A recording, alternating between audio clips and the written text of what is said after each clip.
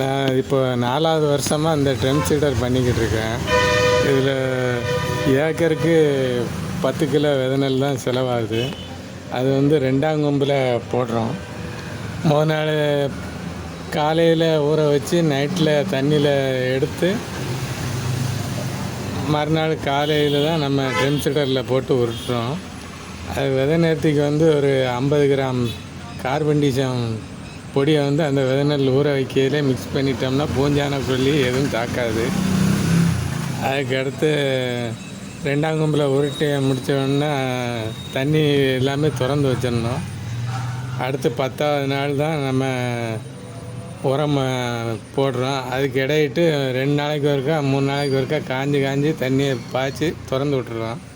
நல்லா வளர்ந்துடும். 10வது நாள் சிங்க் சல்பேட்டு ஒரு 15 கிலோ 2 வாளி மண்ணில் விரவி நம்ம 1 ஏக்கருக்கு போட்டுருவோம். போட்டு முடிச்சுட்டு அடுத்து 20வது நாள் தான் அடுத்த உரம். மைக்ரோ போட்டு நல்ல கம்பெனியாக பார்த்து வாங்கிக்கோங்க. ஸ்டான்ஸு, ஜென்ஜெண்டா இந்த மாதிரி குவாலிட்டியான கம்பெனிகள் இருக்குது. அது ஒரு முடை யூரியா 2 மிக்ஸ் பண்ணிவிட்டு கவுன்சில் ஆக்டிவ் 90 கிராம் பாக்கெட்டு 1 ஏக்கருக்கு. விதப்புக்கு வந்து 90 கிராம் தான் செட் ஆகும். அளவு கம்மியாக போட்டாங்கன்னா கேட்காது. அதனால் அந்த 3ஐயுமே நல்லா கவுன்சில் ஆக்டிவாக ஒரு 1/2 லிட்டர் தண்ணியில் கலக்கி யூரியா மைக்ரோ போட்டில் போட்டு நல்லா விரவி 1 ஏக்கர் தெளிவாக போட்டுருணும்.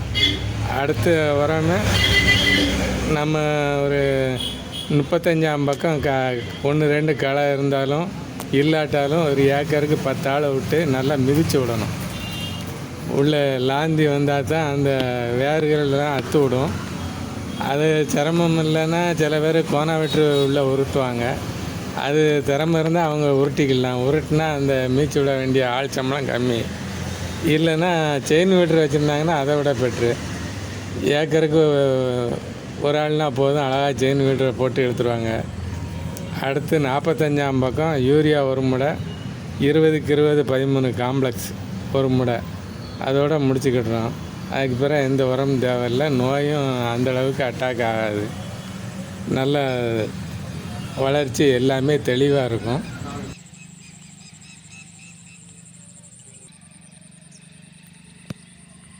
நெல்லை பார்த்திங்கன்னா 53வது நாள் நல்ல தெளிவாக இருக்குது, நல்ல கருப்பாக இருக்குது. ஆனால் இதுக்கு அடுத்து உரமோ மருந்தோ எதுவுமே நமக்கு தேவையில்லை. டேரெக்டாக 95வது நாள் அறுவடை தான். 95 நாள்லேயே நமக்கு விளைச்சல் எல்லாமே தெளிவாக இருக்கும். இதனால் இப்போ 4-5 வருஷமாக நான் இதை தொடர்ந்து பண்ணிக்கிட்டு இருக்கனால செலவுகள் ரொம்ப கம்மியாகுது.